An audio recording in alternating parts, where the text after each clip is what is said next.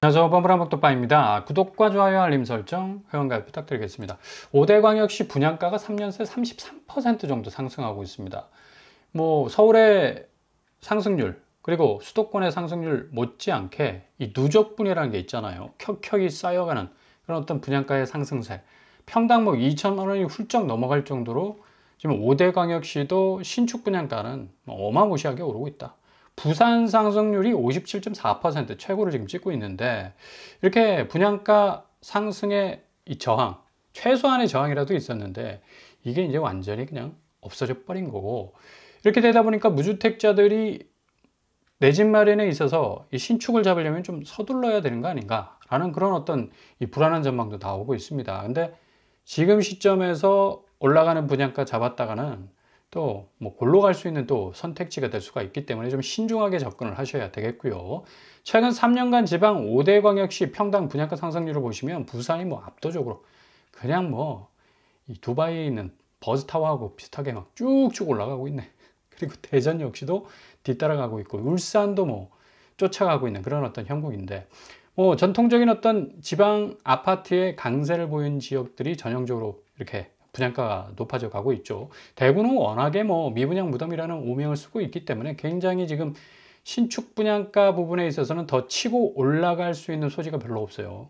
여기서 더 올리면 다 죽는다 라는 그런 어떤 분위기가 아주 위기의식 고스란히 박혀 있기 때문에 굉장히 좀 이 분양가 자체의 어떤 상승률이 부산에 비해서는 약간은 좀 주춤한 그런 어떤 모습을 보여주고 있습니다.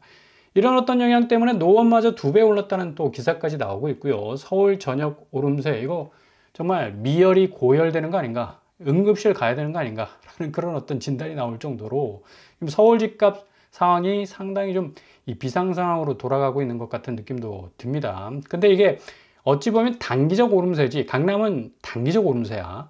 토지거래허가구역 해제되고 재지정되면서 뭔가 강남 상구의 집값 자체가 주춤할 것으로 보였는데, 이게 7월 1일 DSR 3단계 1.5% 가산금리 물리는 그런 시점과 딱 맞물리면서 결국에 가서는 선제 수요가 선빵을 날리기 시작하면서 계속적으로 견인차 역할을 하고 있는 겁니다. 이러다 보니까 비강남권도 같이 교집합적 역할을 했던 마용성이 강남 쪽으로 편입되기 위해서 엄청나게 이제 몸부림치고 있죠. 가격대로만 봐도 거의 강남권이라 말할 수 있죠. 그 정도로 지금 이 준강남권이라고 하는 곳들이 들썩들썩 거리다 보니까 비강남권 아파트들도 이렇게 상승세로 가고 있다고 전망이 나오고 있는데, 노원마저 2배 올랐다는 얘기는 이제 누적분이죠. 그만큼 2년새에 신축 위주로, 재건축 단지 위주로 올라가고 있다는 얘기인데, 실질적으로 노원 센트럴 푸르지오 보면 고점 12억대까지 올라갔었습니다. 어마무시하게 올라갔죠. 노원구에서 12억 아파트가 나왔다는 건 정말 화들짝 놀랄 일. 그만큼 신축에 대한 어떤 선호도가 굉장히 높았던 거고, 비강남권에서도 서울에서 신축 잡으면 얼죽신, 얼어 죽어도 신축이라는 굉장한 어떤 이 워딩 자체가 셌기 때문에, 이 워딩 때문에 많은 사람들이 좀 불안감을 느끼고 고점에 있는 집값이라 할지라도 그냥 무조건 잡기 위해서 그냥 벌떼처럼 날아들었죠.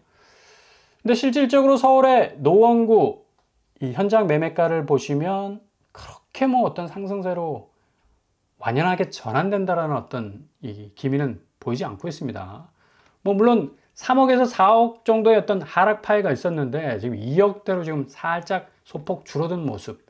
그리고 전세가 역시도 5억 이상 뚝뚝 떨어졌었는데 지금 4억대 또 3억대로 좀 소폭 줄어가고 있는 모습을 보여주고 있습니다.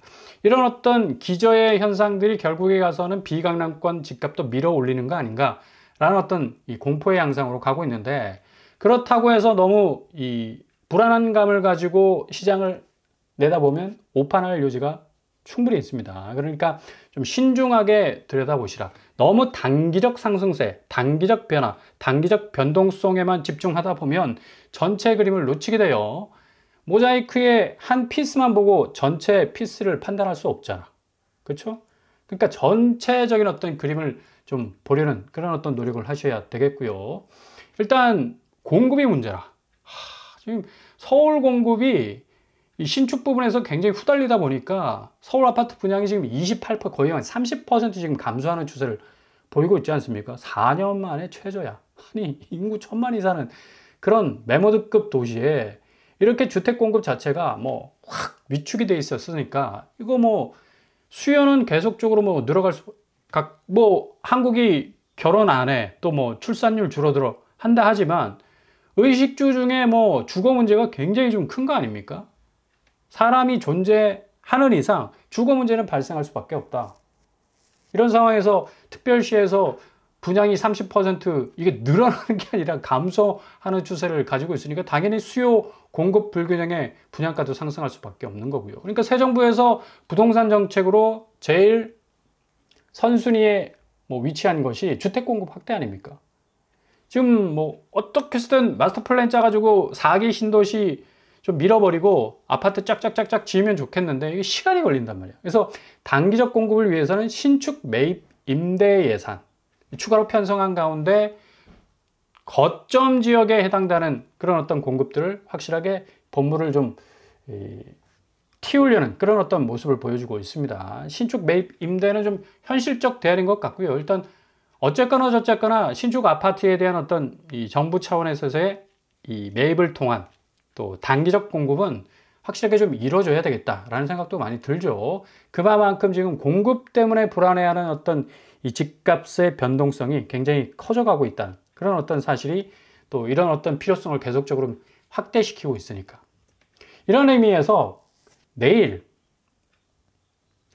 뭐 당첨되면 10억 차익 정도의 시세 갭을 가져갈 수 있는 그런 아파트가 나오게 됩니다. 6월 16일 날짜 기억을 하실 수 있길 바라고요. 자격 조건 되시는 분들은 꼭 여기 지원을 하셔야 돼요. 거주지 제한 없습니다. 전국 누구나 다 할 수 있어요. 무주택자라면 가능합니다. 그리고 공공분양인데 소득 기준 다 필요 없습니다. 바로 과천 그랑레브 대시앙 본격적인 어떤 분양을 하게 되는데 6월 16일 내일 10시부터 오후 5시까지 신청을 받게 됩니다. 청약홈 아니야. 나보고 뭐라고 하면 안 돼. LH 청약 플러스입니다. 모바일 앱으로도 당연히 뭐 신청할 수 있겠고요. 뭐 어느 곳에서건 뭐 손가락 몇 번 탁탁탁 클릭하면 뭐 신청이 가능하니까 절대로 잊지 마시고 자격 조건 되시는 분들은 뭐 바로바로 빛의 속도로 신청을 하실 수 있길 바랍니다. 공급 대상은 딱 한 세대 나왔습니다. 좀 아쉽죠. 55B제곱인데 뭐 그래도 내 운을 좀 믿고 해볼 수 있는 또 여진이 있으니까 일단 가격 자체가 너무 매력적이잖아. 5억 3천입니다. 과천이 지금 뭐 완전 불장이라고 난리가 났죠. 경기권 아파트 중에 가장 큰 상승세를 기록하고 있는 획을 긋고 있다고 말을 할 정도로 지금 뭐 엄청나게 뛰고 있어요. 원인이 뭐야? 첫 번째, 공급. 과천도 공급이 너무 부족해요. 지난 3년간 과연 분양한 곳이 있는가 싶을 정도로 거의 뭐 분양이 말라가고 있고, 두 번째, 교통호재. GTX-C가 들어오잖아.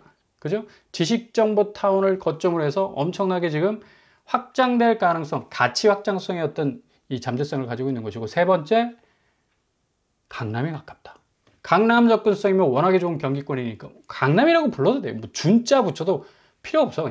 그냥 강남이라고 해도 과언이 아닐 정도로 과천은 굉장한 어떤 이 강남구의 접근성, 피부로 딱 맞대고 있을 정도의 어떤 입지를 가지고 있기 때문에 이렇게 보면 과천이 지금 들썩들썩거리고 있는데 5억대 나왔다. 그러면 과천 위버필드 20평대 얼마냐? 16억입니다. 거의 뭐 11억 차이 나잖아. 그죠?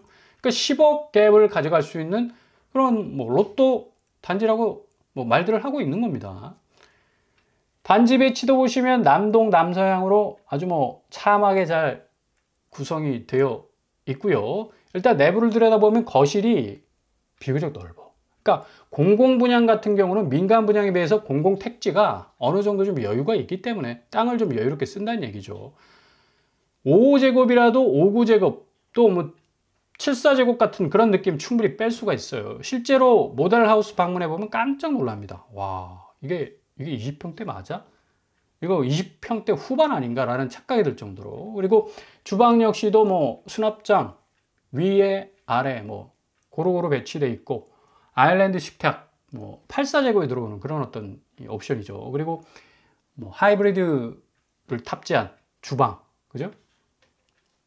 굉장히 좀 잘 해놓은 것 같습니다. 그리고 침실도 파우더룸이 딱 끼워져 있는 그런 어떤 옵션을 가지고 있고요. 뭐 침실 2 좋아 보입니다. 침실 3 그리고 드레스룸이 있어요. 20평대인데 드레스룸이 있어. 이것도 지금 공공분양의 강점이라고 볼 수가 있겠습니다. 뭐 그렇게 규모가 크진 않지만 그래도 드레스룸 있는 거하고 없는 거하고는 또 기분 차이가 많이 나죠. 그죠? 욕실마저도 욕조가 있어. 20평대인데. 야, 대단하다. 그리고 샤워부스 뭐 잘 설치가 되어 있는 거. 일단 여기 당첨되면 뭐 굉장히 또 이 평면적인 어떤 이 옵션이 굉장히 좋은 것 같고요.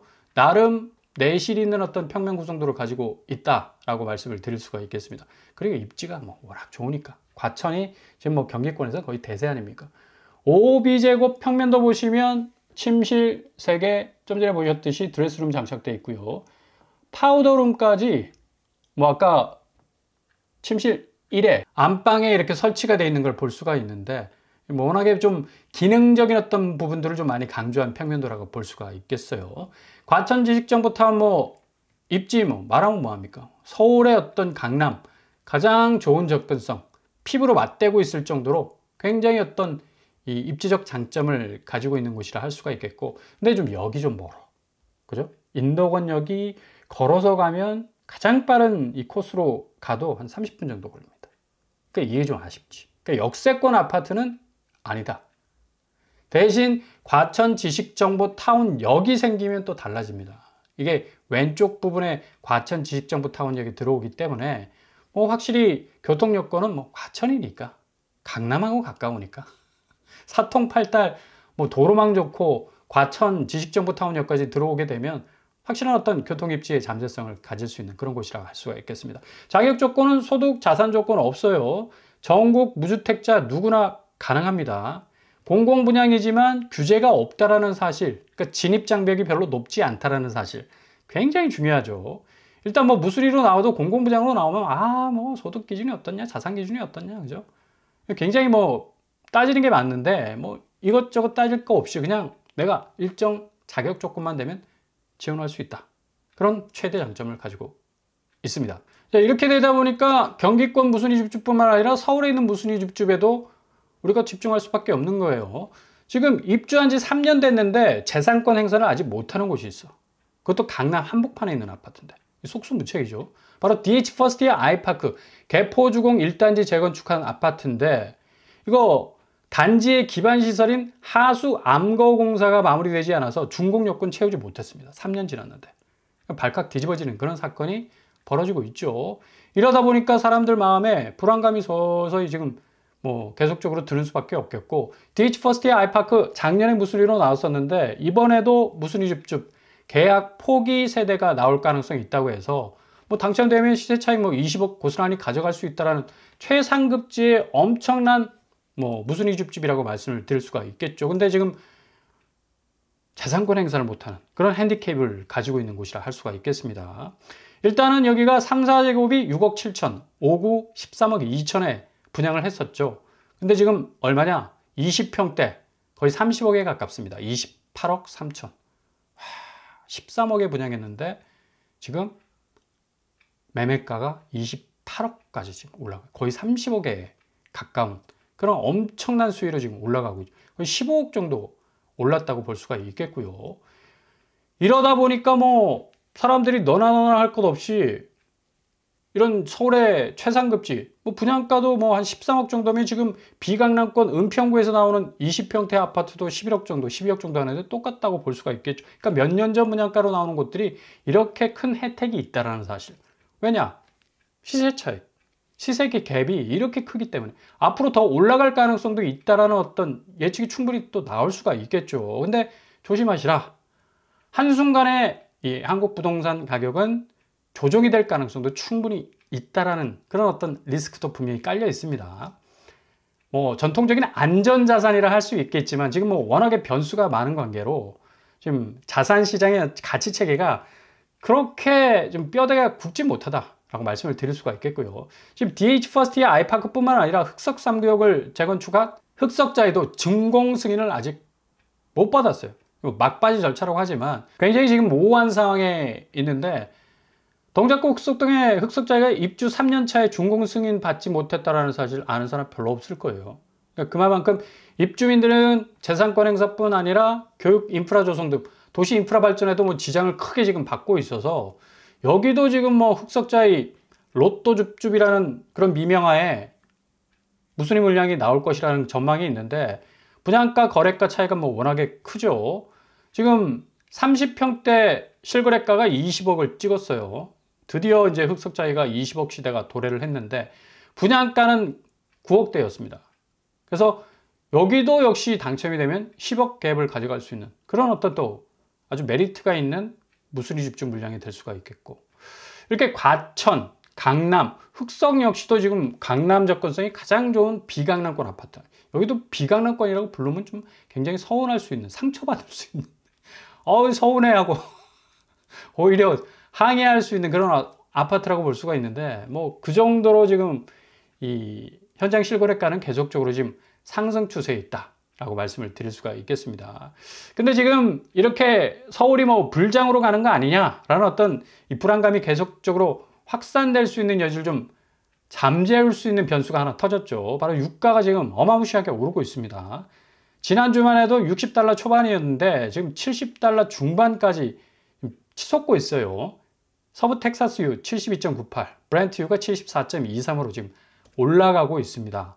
이거 이란과 이스라엘의 이 전쟁 양상이 계속적으로 확전 양상으로 가게 되면 결국 이 원유의 가장 대동맥에 해당되는 호르무즈가 봉쇄가 돼버려서 유가가 지금 $70 선인데 $130까지 갈 수 있는 그런 어떤 엄청난 위기가 닥쳐올 수가 있습니다. $130면 거의 17만 원까지 지금 오를 수가 있는데, 지금 이 문제 때문에 지금 환율도 어느 정도 좀 안정세로 갈 듯 하다가 다시 1367원으로 지금 올라가고 있죠.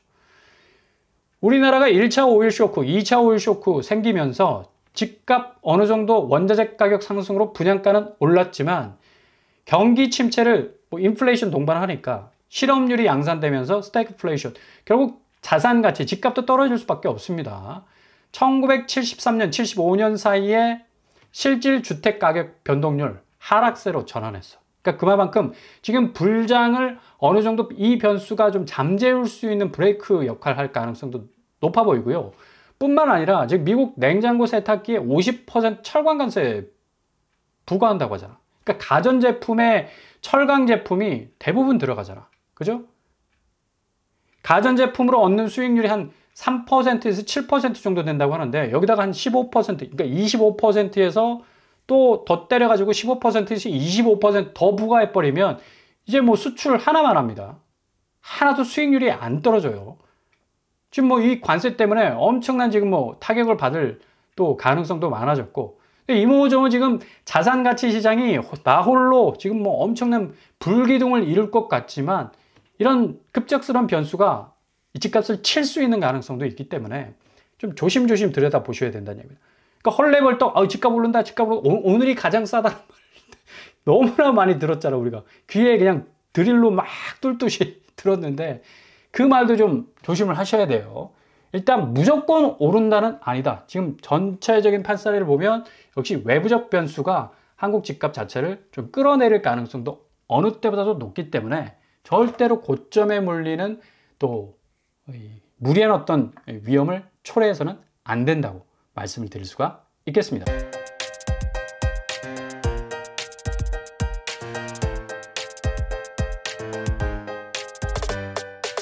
오늘의 부동산 캐리커처, 역시 지금 집값 자체가 뭐 5대 광역시를 통해서 또 서울 접근성이 뭐 좋은 경기권, 또 비강남권에서 서울 접근성 좋은 곳들 뭐 굉장히 불기둥을 이루어서 엄청난 미열에서 고열로 지금 올라가는 거 아닌가라는 그런 전망들이 쏟아지고 있는데, 이게 단기적 지표입니다. 장기적이고 전체적 그림으로 보면 그렇게 서울 집값이 뭐 어마무시하게 오르는 상황은 아니다. 지금 미국 변수 있어요.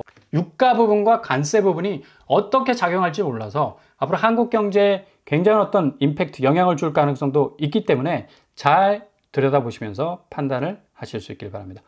오늘도 응원합니다. 항상 여러분의 길이 꽃길만 되실 수 있길 바랍니다. 이상으로 뻔뻔한 먹뚝방을 마치겠습니다. 구독과 좋아요 부탁드립니다. 감사합니다.